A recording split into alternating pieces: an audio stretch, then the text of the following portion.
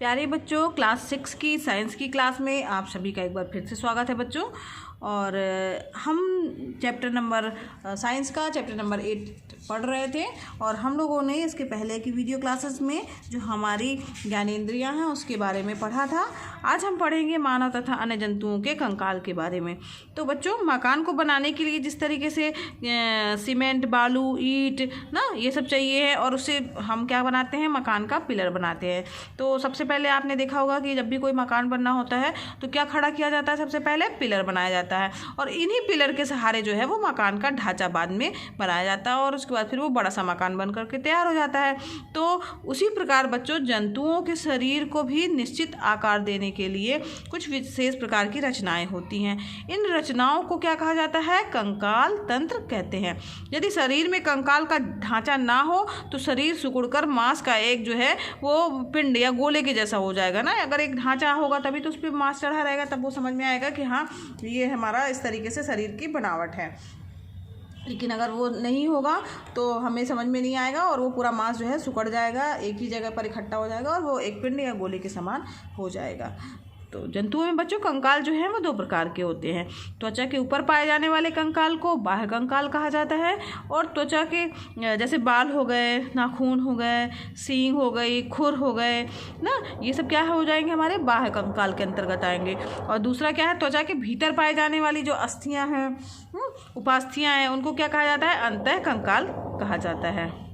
तो यहाँ पर देखिए आपको एक चित्र दिख रहा होगा, ये मनुष्य का अस्थि पंजर दिखाई दे रहा है। तो जो मनुष्य का जो कंकाल होता है वो हड्डियों से मिलकर के बना होता है। मनुष्य के शरीर में कुल कितनी हड्डियाँ पाई जाती हैं बच्चों, 206 हड्डियाँ पाई जाती हैं।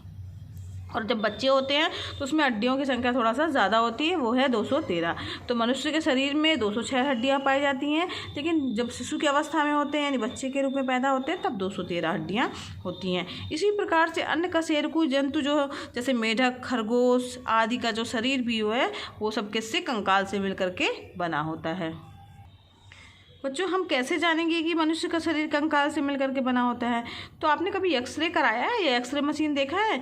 उसमें क्या होता है, उसमें जो है जब उसका किसी भी अंग का हम एक्सरे कराते हैं तो उसमें जो है जो हड्डियां हैं वो उसमें दिखाई देती हैं।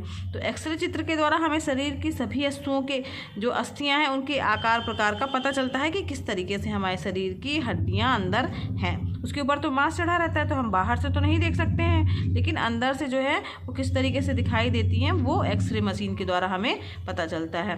अब यहाँ पर देखिए एक चित्र दिख रहा होगा, वो है मेढक का अस्थि पंजर, दिख रहा है आप लोगों को। तो ये जो है वो किस मेढक जो है वो उसकी हड्डियां जो हैं उसका कंकाल किस तरीके से दिखाई देता है, ये उसका चित्र बना हुआ है।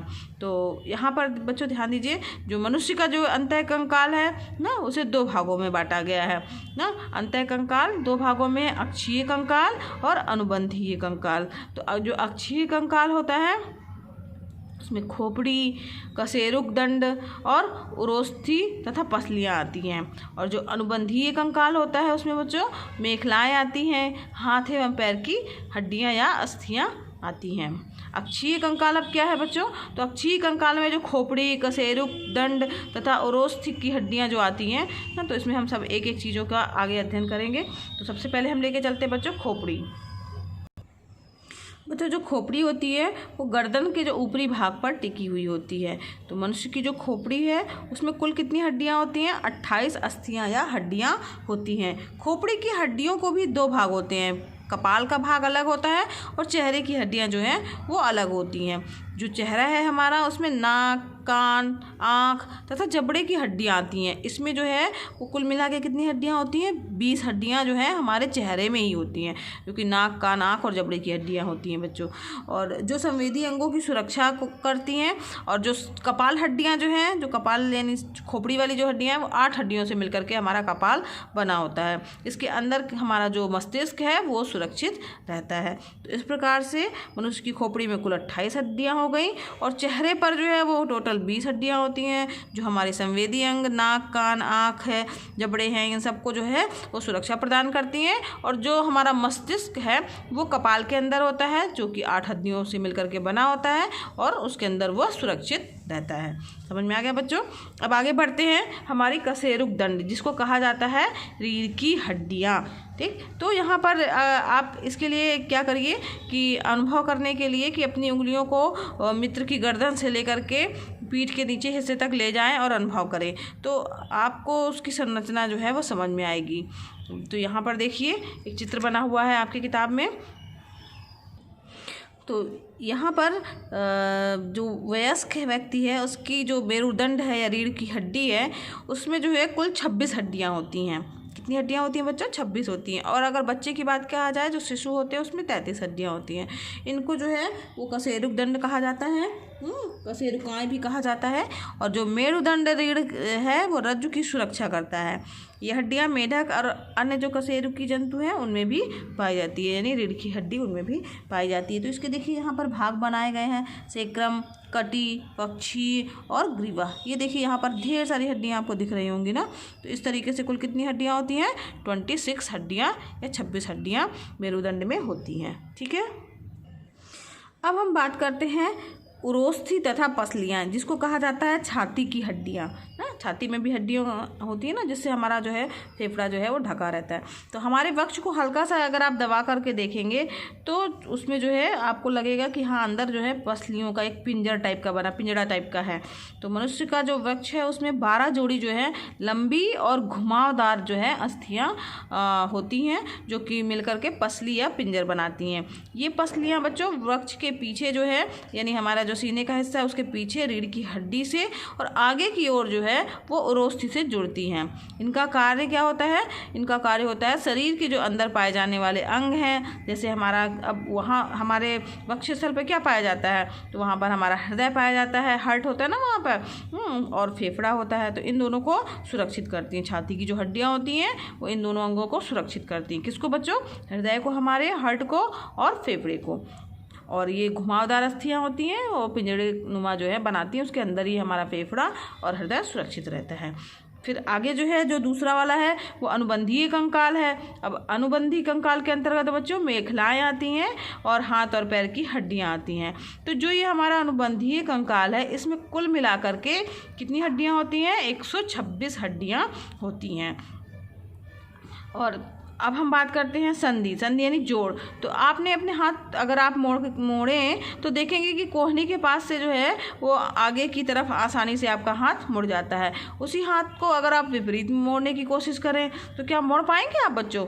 नहीं, आप नहीं मोड़ पाएंगे। आप करके देखिए। आप अपना हाथ जो है वो सोचिए जहाँ कोहनी है उसके अपोजिट जो आगे कोहनी से मुड़ रहा है आपका हाथ, उसकी जगह पर आप उस हाथ को पीछे की ओर ले जाइए, तो आप नहीं ले जा पाएंगे ना। तो इसी प्रकार से अगर पैर के घुटने से अगर मोड़ कर देखें तो आप अनुभव करेंगे कि यह भी एक ही दिशा में मुड़ेगा और दूसरी ओर नहीं मुड़ेगा। तो यानी जो हमारा कंकाल तंत्र है हड्डियों का ढांचा होता है और इनकी हड्डियां जो हैं वो एक दूसरे से विभिन्न प्रकार से आपस में जुड़ी होती हैं और इन्हीं जोड़ों को क्या कहा जाता है? संधि कहते हैं। इन्हीं संधियों से ही हम किसी चीज़ को, अपने हाथ को मोड़ पा रहे हैं और वो इस तरीके से फंसी होती हैं कि वो एक ही तरफ मुड़ेंगी, दूसरी तरफ उनको नहीं मोड़ा जा सकता है। ठीक है। अब हम बात करते हैं बच्चों उपास्थियाँ। तो आपने अपने शरीर की अस्थियों तथा एक संधि के बारे में अध्ययन किया। इसके अतिरिक्त कुछ और अंग होते हैं जैसे कि नाक, कान, जो कठोर नहीं है, इन्हें आसानी से मोड़ा जा सकता है, उसे उपास्थि कहते हैं ना। नाक जो है वो तो कठोर नहीं है, कान भी हमारे कठोर नहीं है और इन्हें जो है हम आसानी से मोड़ सकते हैं। उन्हें क्या कहा जाएगा? उपास्थि कहते हैं। शरीर की हड्डियों, शरीर की जो संधियां हैं उसमें भी उपास्थियां पाई जाती हैं। हमने देखा कि मानव एवं अन्य जंतुओं का कंकाल जो है वो अस्थियों, संधियों एवं उपास्थियों से मिलकर के बना हुआ है बच्चों।